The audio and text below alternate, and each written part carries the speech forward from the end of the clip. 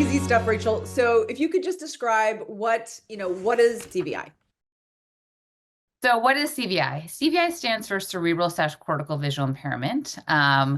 You could say cortical visual impairment, cerebral visual impairment. In the current medical research and scientific literature, they mainly use cerebral visual impairment. But recently, the NIH just put out a working definition, and they, honor both terms to be as inclusive as possible. So we use cerebral/cortical visual impairment. CVI is a brain-based visual impairment. It is the leading cause of childhood blindness and low vision, yet it's misunderstood and alarmingly underdiagnosed. Less than 20% of kids with CVI here in the US have a diagnosis. And so if you think about that on the other side, the majority of parents and caregivers don't know their child has CVI, and they're wondering what these behaviors mean. They're wondering why they're having such a hard time accessing the learning in school, why they have a hard time going up and down the stairs or recognizing them when they walk in the room. So it is an emerging crisis that Perkins School for the Blind is here hoping to confront through education and collaboration and innovation. And that's why we created our website, cvinow.org. It's comprehensive go-to resource on CVI that's rooted in the current research and the lived experiences of people with CVI and their families. To get kind of what is it? So CVI is when there is damage or interruption to the brain's visual system.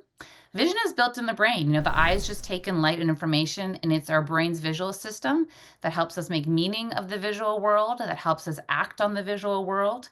And so with CVI, it makes visual attention or being able to look at something, or visual recognition, being able to understand or interpret or process what you're looking at, really, really difficult. And that impacts so many different aspects of life, and to be able to really make meaning of the environment and the world around you.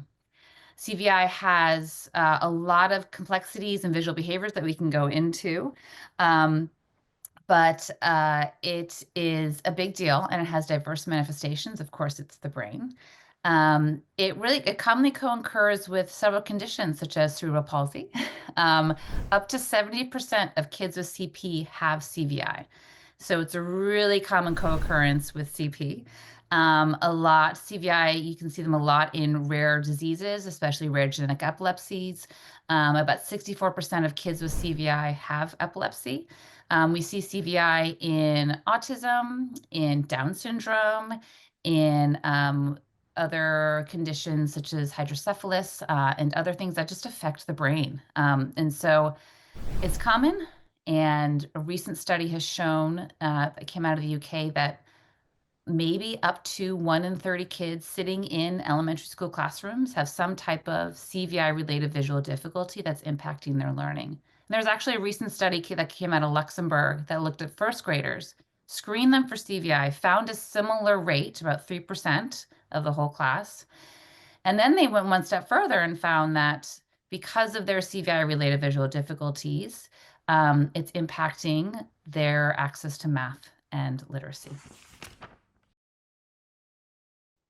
When do you suggest to parents that they should start asking questions about CVI? Is it only with certain diagnoses? Are there certain symptoms? What do we need to be watching for?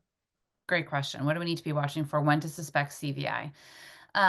Yes, if there are these common co-occurring conditions, definitely start thinking try to observe how are they using their vision? Are they touching things before they look at it? If they're, a walker, do they always need to be holding onto the railing when they go up and down the stairs? Do you see them when they go up and down the stairs, heel dragging, and when they get to the down of the stairs, do they tap their toe a little bit? So really kind of, we have a whole when to suspect resource on CVI Now, but look about how they get around, do they miss changes in depth? If changes at the floor surface, like it goes from hardwood to a carpet, or it goes from concrete to grass outside, do they stop and sit down and move over that change in surface? My son did that a lot, even before I knew I had CVI. Just see how they're navigating and what's happening. Do they always need to be holding on to you as a parent? When you go to a busy place like a supermarket or a train station or just something that's new and unfamiliar, what's going on? Are they looking down a lot? Are they, again, holding on to you? Is this where you see the meltdowns that they have a lot? How are they interacting in these new environments? What's going on at mealtime? Are they having trouble using those fine motor skills to eat? It could be motor issues. It could be visual motor issues. CVI impacts visual motor a lot. Um, are they only touching their food? Are they ever looking at it? Do they miss food on a certain side of the plate because they have visual field loss somewhere? Are they not able to eat for more than like 5 or 10 seconds at a time, which is the case with my son? And we realized like we needed to do so much to adapt mealtime, right? We needed a black mat down on the table. We needed a brightly colored plate with tactile sections. We needed to keep the room extremely quiet. We needed to find a place in the table where he faced a blank wall. And once we put all of these access points in place, he started eating for longer. Um, Think about how they're interacting with people. Do they look at you? Do they recognize you when you walk in the room? If you don't speak, if you don't make a sound, if you don't move. Sometimes if I'm not sitting in my usual place, my son will totally not realize I'm in the room, which is like a nice moment as a parent, like, oh, I'm invisible. But then he finds me at some point. But it's like clearly he's not using his vision there. Do they mistake strangers for familiar people? Like my son would go to random guys in stores who are wearing jeans because my husband always wears jeans, and he was just like going up there and touching his leg. I'm like, no, you don't know that person. Wrong Um, jeans. do they like respond with a smile? Um, how are they how are they at the end of the day? Are they tired a lot? Do they just kind of fall apart? Do they want to go to bed even before dinner time? What happens on like a hot day? Do you see them really kind of melt and not being able to function, right? Heat can be a huge impact on vision use. And then thinking about school, are they having a hard time with, maybe they're in first, second, third grade and they're still not reading and math is still not clicking. They have a hard time just navigating the school. Are they able to get to their bus at the end of the day without support? A lot of these things, if you're seeing struggles, even when interventions are applied, for example, for another condition or diagnoses, and you're still not seeing gains, think about vision and think about CVI. What are those specific assessments for CVI?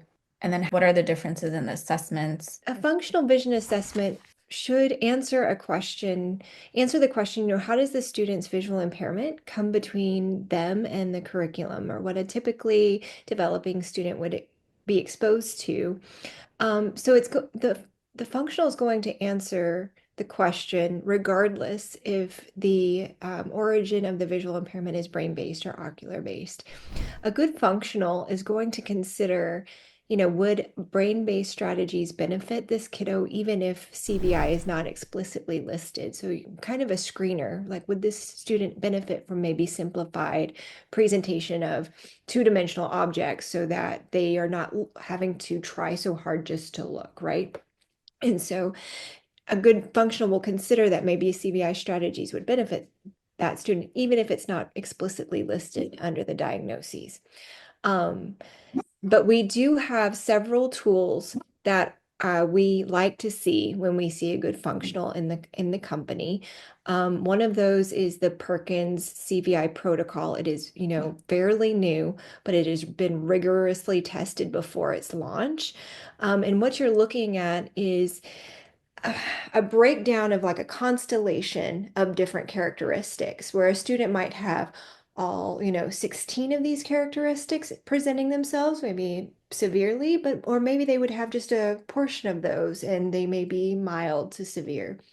A good assessment is kind of going to suss out how severe each one of those characteristics is, because a student who maybe is like really with it, and maybe when they're in kindergarten, you're not going to see the effects of CVI as much. A good assessment is going to say, hey, this student really has trouble moving their eyes, from the upper field to lower field.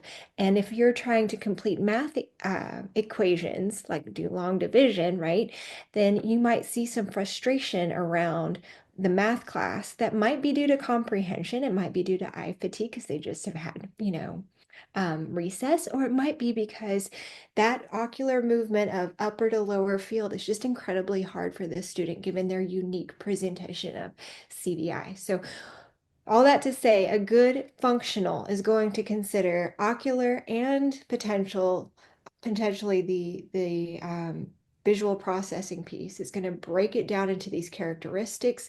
You may see the Roman Lancy that's still out there. That's a certain set of characteristics. The Dr. Amanda Lewick is a different kind of set of characteristics. And now the CVI protocol, which is the 16 characteristics. It's essentially trying to break a very complex constellation of presentation that you could see with CVI down into something that is manageable for the team to understand and then attack with specific goals. The expanded core curriculum, can you explain a little bit briefly what that is and then how it applies to kids with CVI? So the expanded core curriculum for visually impaired students is the curriculum that is needed for students to learn to be able to function successfully at school, at home, and in the community. Okay, so it takes in the whole child, you know, from after school sports to in the classroom to how they're successful at home doing their laundry. I mean, you know, we have to assess the student using an ECC assessment, you know, and the ECC fills in the gaps that a student with a visual impairment experiences that a typically developing student would learn by looking. Okay. And for example, a student with blindness may not realize that the sliced apples that come from the fridge are actually bought in a grocery store or grown on a tree, you know, before that. And because these context clues, which are available to people with sight, are missing for people with vision loss, they need another set of skills, you know, to be taught to them. So the expanded core curriculum is this set of skills, and it's different from the regular core academic curriculum. And that's what a teacher of the blind and visually impaired and an orientation mobility specialist are trained and certified to teach. Okay. And there's not 9 areas, I believe. So compensatory skills like Braille is one of those areas. Orientation and mobility is another area. Assistive technology is one of those areas. Self-determination, career education, recreation and leisure, independent living skills, social interaction skills, sensory efficiency skills. You know, these are the extra things the kids need to be working on in order to be successful in their lives. And if they're not getting those skills taught to them, they have a more difficult time. What are the 3 biggest myths about CVI? And then set us straight. Oh, the 3 biggest? I think the big one is like, oh, their CVI is mild. There's no mild CVI, right? No matter how CVI manifests, it's a big deal for the person. And it's up to the caregivers and the providers and teams who are working with that person with CVI to understand the impact and to really take their lead. You know, you may think that the person can use using their vision all the time, but they really prefer to read Braille and listen because it's how they choose to do, because they want to be able to use their vision for things that they want to do, right? It's really fatiguing and it affects so much. And so it's really important to know that CVI is a big deal.